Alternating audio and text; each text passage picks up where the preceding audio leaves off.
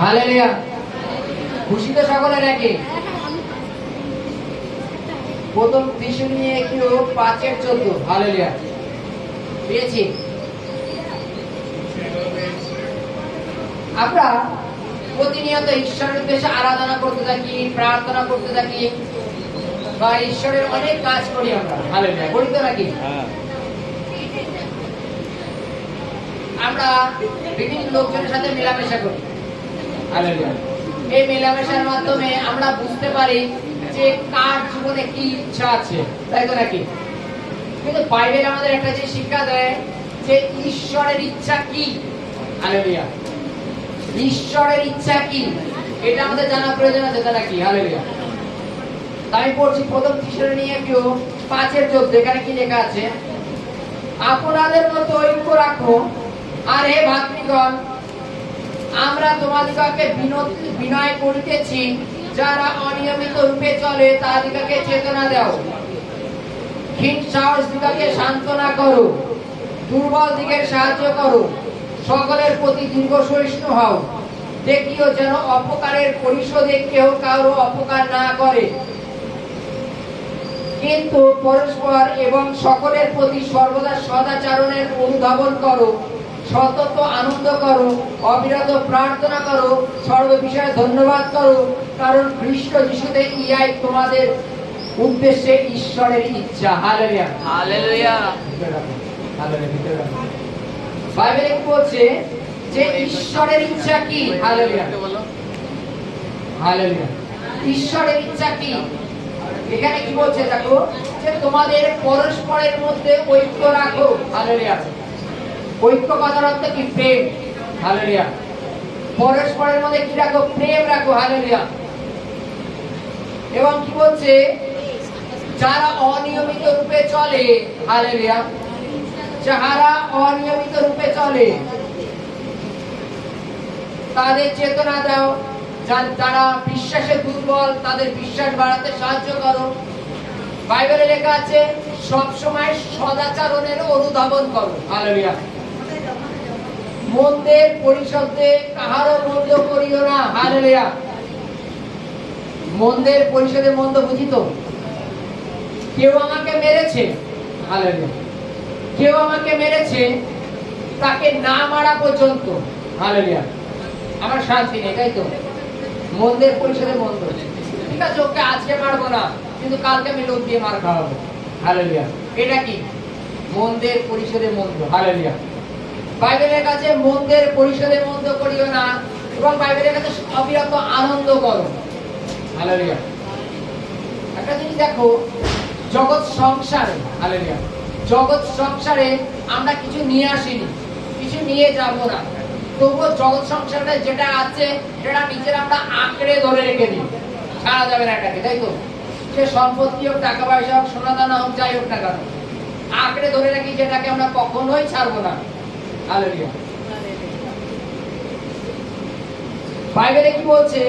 যে অবিরত। হালেলুয়া। তোমরা সদাচরণ করো, আনন্দ করো, এবং অবিরত প্রার্থনা করো, এবং ধন্যবাদ করো। হালেলুয়া। যখন আমরা ঈশ্বরকে জানতাম না, তখন আমরা প্রতিনিয়ত আমাদের জীবনে যদি কখনো কোনো অঘটন হতো, ইন কেস দৌড়ে গিয়ে স্টেশনে গেলাম, ট্রেনটা ছেড়ে দিল, ট্রেনটা ধরতে পারলাম না, যখন মনে করো প্রভুতে ছিলাম না, তখন আমরা কি বলতাম? হয়তো ঈশ্বরকে গালাগালি দিয়ে ফেলতাম, তাই তো? আর এখন যখন স্টেশনে পৌঁছানোর পরে ট্রেনটা ছেড়ে গেল, তখন আমরা কি বলি? ঈশ্বরের ইচ্ছা সিদ্ধি হোক, তাই তো নাকি? এটাই তো পরিবর্তন নাকি? মনে করো আত্মার সামনে যে ট্রেনটা চলে গেছে, যেটা গেছে ভালোর জন্য গেছে। হালেলুয়া। বাইবেলে বলছে অবিরত জায়গায় দেখো, প্রার্থনা করো, ধন্যবাদ দাও, সমস্ত কিছু আমাদের মধ্যে রাখতে বলেছে। অবিরত আনন্দ পর্যন্ত করতে বলেছে। হালেলুয়া। যদি আমাদের কোনো কিছু জিনিস হারিয়ে যায়, বাইবেলে বলছে তার সত্ত্বেও তুমি আনন্দ করো যে ঈশ্বরের কিছু ইচ্ছা, ঈশ্বরের কিছু পরিকল্পনা আমাদের জীবনে আছে। বাইবেলে বলছে এটাই ঈশ্বরের ইচ্ছা আমাদের প্রত্যেকের জীবনে। আমাদের মধ্যে পরস্পরের মধ্যে ঐক্য নেই, অথচ বাইবেলে বলছে ঈশ্বরের ইচ্ছা যেন তোমাদের পরস্পরের মধ্যে ঐক্য থাকে। তাহলে কি আমরা ঈশ্বরের ইচ্ছাটাকে পূর্ণ করার চেষ্টা করছি? দেখবা কিছু কিছু বাবা মা খুব অভাবের মধ্যে দিয়ে সন্তানদের বড় করে তো। সেই মা বাবার ইচ্ছা থাকে যে তুই যখন বড় হয়ে চাকরি করবি আমাদের একটা ছাদের ঘর বানিয়ে দিস, মরার আগে ছাদের ঘরে ঘুমিয়ে তো মরতে পারবো, তাই তো নাকি? এটা ইচ্ছা, তার মা বাবার ইচ্ছা এটা। এবং সেই সন্তান কি করে, যথেষ্ট চেষ্টা করে যে মা বাবা মরার আগে যদি তাকে ছাদের ঘরে ঘুম পাড়াতে পারে, তাই তো নাকি? বাইবেল বলছে ঈশ্বরের ইচ্ছা তোমাদের পরস্পরের মধ্যে ঐক্য রাখো। এটা কার ইচ্ছা? ঈশ্বরের ইচ্ছা। কিন্তু আমাদের ইচ্ছা কি? ঈশ্বরের ইচ্ছা তোমরা ঈশ্বরকে ধন্যবাদ দাও, অবিরত সবসময় ধন্যবাদ দাও।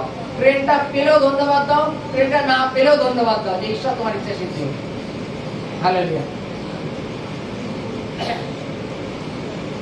প্রতিনিয়ত যারা ঈশ্বরকে জানি না তাদের উদ্দেশ্যে বলি, আর ঈশ্বরকে যারা জানি তাদের উদ্দেশ্যে বলি। প্রথমত যখন আমরা ঈশ্বরকে জানতাম না তখন আমরা প্রতিনিয়ত ছোটখাটো মানে আমাদের থেকেও যদি ভুল হতো তাও ঈশ্বরের দিকে আঙুল তুলতাম। কিন্তু যখন আমরা ঈশ্বরকে এখন জানি, ঈশ্বরের দিকে আঙুল তোলার জায়গা নেই। হালেলুয়া। উদাহরণস্বরূপ মনে করো তুমি 9:05 ট্রেনটা ধরবা, তুমি জানো 9:05 ট্রেন, তাই তো নাকি? তোমার বাড়ি মনে করো বর্তমানে চাপা বেড়ে, তোমার স্টেশনে যেতে কম করে 20 মিনিট লাগে সময়। হালেলুয়া। 20 মিনিট। তুমি জানো আমি প্রভুর সন্তান, আমি যদি ঠিক 9টার সময় বেরি তাও ট্রেনটা পাবো, তাই তো নাকি? তাই তো নাকি? ঠিক আছে 9টা না 5 মিনিট আগে বেরোলেও তো বাবা আমি প্রভুর সন্তান, পাবো না? তাহলে আর কেমন প্রভুর সন্তান? তোমার জন্য ট্রেনটা দাঁড়িয়ে থাকবে তো নাকি? যদি তোমার ট্রেনটা ধরতে হয় তুমি তোমার টাইম মতো অবস্থায় আগে বেরিয়ে যাও।